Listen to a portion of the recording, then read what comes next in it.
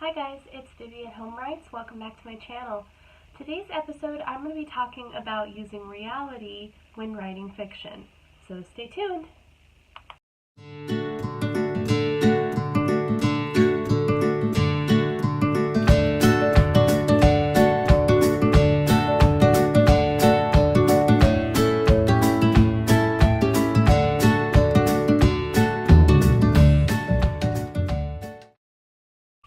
Hi guys. So in today's video I wanted to go over the method of using your real life to write your fiction. So one of the main things that I found, baby's talking, one of the main things that I found really helps when you're trying to come up with story ideas is referencing things in your own life, and not even just saying, ooh, I see something that sounds like a plot. Just using memory for settings, using memory for some of your own personal memory for character descriptions. You always hear those sayings, you know, I'm a writer, be careful what you say around me or I'll put you in a book. Stuff like that.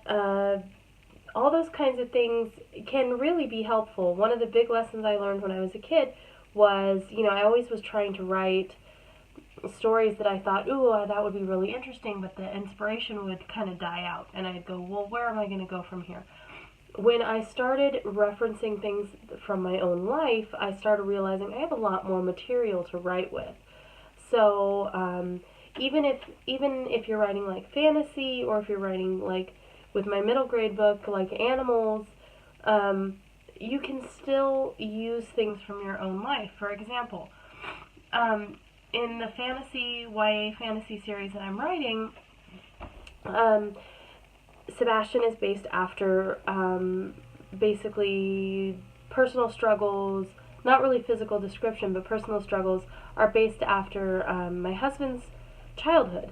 And there are certain elements in the book, I don't want to spoil too much, but in the very beginning of the series, there is a garden that they go play in before they go on their grand adventure, and this garden I modeled after the backyard of my grandfather where me and my cousins grew up.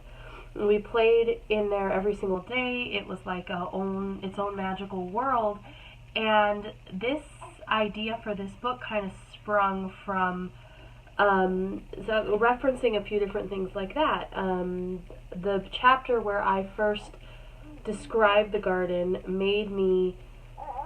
it kind of opened up my whole world and brought in some new ideas and thoughts for my writing for that project. So just going back into my childhood and referencing a lot of that was able to kind of bring me out of my writing slump when I first started. For instance, the middle grade book, The Many Adventures of Teensy and Squeaker, the mice are completely my own invention as far as their story, but the story behind the cats is based off of, and in fact the names are based off of my daughter's cats that we had when she was 3. One of them ran away and the other one stayed at home with us, and he became kind of a lazy house cat. And we still have him, actually. My mother adopted him from us when we moved out of that neighborhood. And so he has gotten to stay there in that area, and he gets to basically laze around his little new house with my daughter's grandmother. So that is kind of the inspiration for that story, and using things that you already have in your life experiences can really give you something to build on to make more complex, more interesting backstories into the characters you're writing that you come up with on your own. So using reality can help you write your fiction with a little more of a 3D like lens. So the best way to kind of harvest that, I feel, is obviously get out in the world, experience life. Don't just spend your time sitting at your desk going, what am I going to write, what am I going to write? I have done that, and it's why I've stalled out in the past and not really written anything. And when I get out and I live and I experience and I interact with the world, that's when I start to get these little nuggets of ideas. And so the best thing you can do is organize those little nuggets of ideas. So if you have a smartphone, this will be really easy. You just take your notes apps or some sort of note-taking app, and you can record yourself.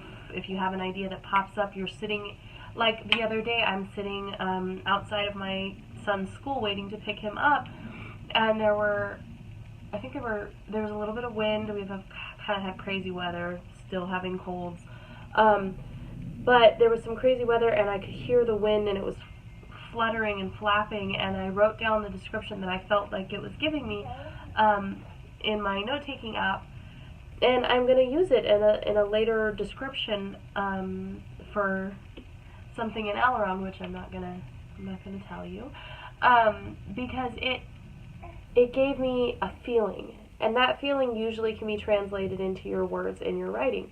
So don't forget to get out in the world and get active in kind of the life around you.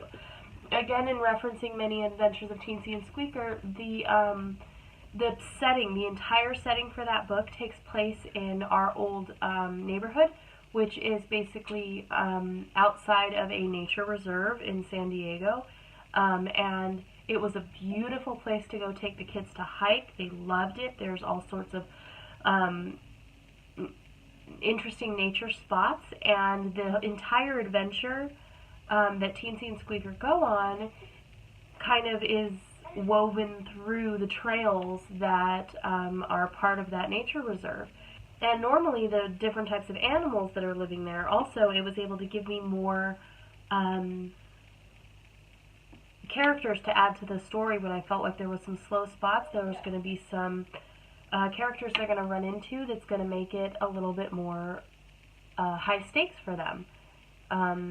And so I just basically had to think about, okay, well, what part of this reserve do I want to reference in the book?